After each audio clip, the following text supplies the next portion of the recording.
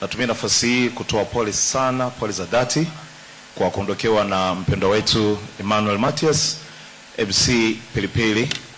Mimi niseme tu Pilipili amenipendelea sana. Amenipendelea kwa maana ya kwamba yani hivi tunavyomuaga, sura ambayo tunaiona hata hapa, hizi picha zake zote, ni kama alinipa nafasi Garobi, naomba nifanyie kitu kwa ajili ya mimi kuweza kuondoka kwa heshima. Na najiuliza kwa nini Pilipili amenipendelea hivi, kwa sababu muda wote nimekuwa nikijiuliza maswali mengi. Na mimi niliwiwa tu kufanya ambacho nimekifanya nikiwa naamini kabisa kwamba Pilipili na kwenda kumtoa kwenye nafasi moja ni kama kumrebrand, na kitu ambacho mpaka umauti unamfika ni kwamba kilikuwa kinakwenda kufanikiwa kwa zaidi ya 100%. Kwa sababu Pilipili amekuwa akiniambia kabisa kwamba bro, simu ambazo zilikuwa zimeacha kuita sasa hivi simu zinaita sana. Simu zinaita sana.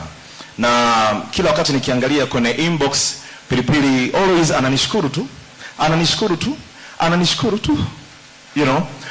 Sasa kuna wakati kila kiposti ananishukuru, naomba Pilipili inatosha. Usifanye hivyo bro. Ananiambia mimi siwezi kuacha kushukuru. Kwa hiyo ni funzo ambalo naangalia huyu ni mtu aina gani. Kuna watu wengi wanafanya vitu vikubwa, mimi nifanya kitu kidogo, lakini why huyu anashukuru hivi? Lakini why amenipendelea hivi? MC Pilipili.